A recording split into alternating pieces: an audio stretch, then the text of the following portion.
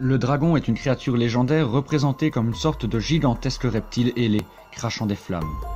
Dans de nombreuses mythologies à travers le monde, il est considéré, respecté, voire craint.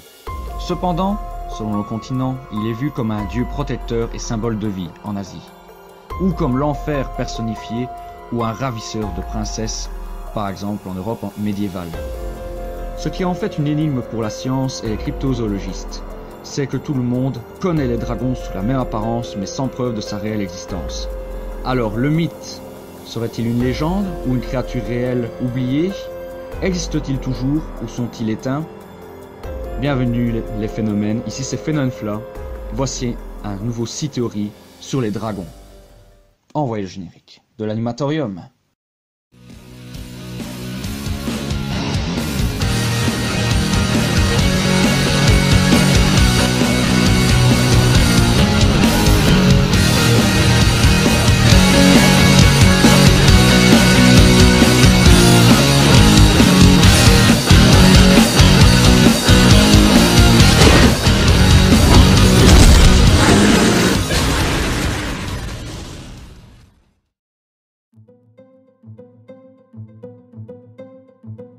Et si le dragon était un dinosaure? La description de cet animal mythique serait affiliée à certains dinosaures ayant existé jadis au Crétacé. Cependant, cette théorie est très controversée. En effet, si le dragon était bien un dinosaure, cela implique alors qu'il y a eu des survivants de la grande extinction. Le dinosaure le plus ressemblant serait le Deinonychus, excusez-moi pour la prononciation d'avance. En tout cas, le voici à l'image avec son orthographe, comme ça, il n'y a plus de problème.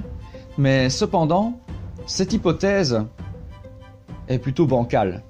Par contre, l'hypothèse suivante sera peut-être un peu plus convaincante et plus pertinente.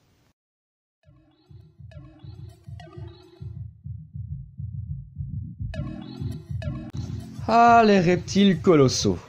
De grands reptiles auraient-ils pu alors effrayer les premiers hommes et façonner ce mythe du dragon? En effet, certains spécimens de crocodiles du Nil auraient pu aider, mais bon, c'est un peu facile comme théorie. L'autre possibilité, en revanche, voudrait que le cousin du varan de Komodo, le Megalania, ait inspiré alors cette légende. Certes, cette espèce est éteinte, mais elle a peut-être, probablement, côtoyé l'homme et a donc inspiré la légende des dragons. Est-ce que le Megalania serait à l'origine de cette légende? Pourquoi pas?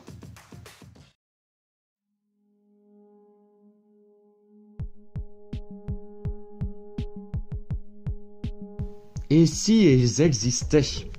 Dans un cadre de cryptozoologie, plusieurs théories ont été émises.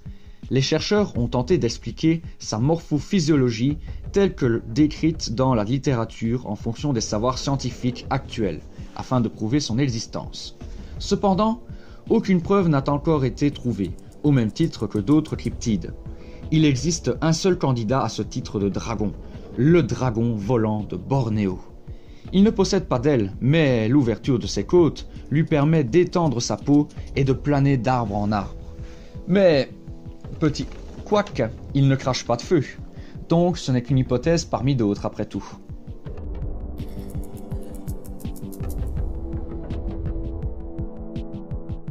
Et si les dragons étaient des extraterrestres, et plus particulièrement des reptiliens?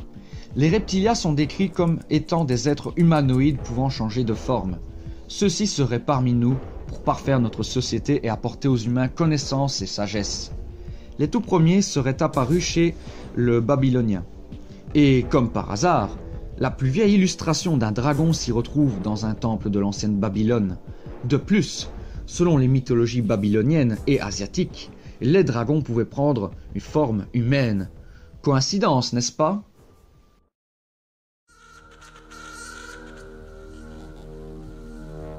Pour cette avant-dernière théorie, nous parlerons des fondateurs de l'humanité. Comme décrit précédemment, les reptiliens auraient façonné notre évolution.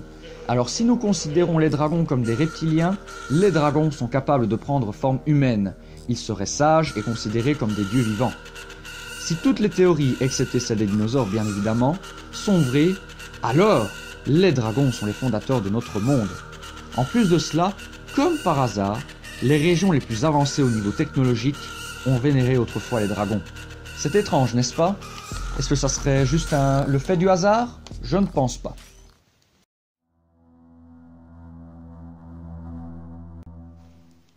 La popularité de la littérature fantastique croissante serait peut-être la seule explication. Depuis les années 2000, et le cinéma avec ses succès comme Harry Potter, Jurassic Park, The Hobbit, etc., etc., est-ce que ces films auraient pu faire en sorte que le dragon soit ancré dans notre culture populaire? Mais cela n'explique toujours pas l'origine de ces légendes et ces représentations médiévales, moyenâgeuses et autres.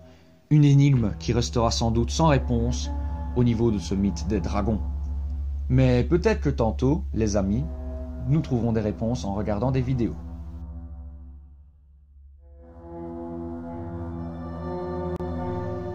Et voilà les amis, c'est donc tout pour aujourd'hui. J'espère que cet épisode de l'Animatorium consacré au dragon vous a plu. Si c'est le cas, n'oubliez pas de balancer un maximum de likes, je compte sur vous, de partager un maximum les vidéos pour m'aider dans ma passion. Et bien évidemment, si ce n'est déjà fait, de vous abonner à la chaîne en activant la cloche des notifications pour ne rien louper, que ce soit du gaming, des urbex, des cités-théories, des courts-métrages, ou encore, bien évidemment, des vlogs et des petites déconnes. Voilà, sur ce les amis, je vous retrouve tout à l'heure 18 h pour la deuxième partie de cet Animatorium consacré au dragon, pour analyser des vidéos YouTube et Internet et, qui sait, peut-être trouverons-nous la preuve que les dragons existent ou pas. Allez, ciao ciao les amis et rendez-vous tout à l'heure, portez-vous bien.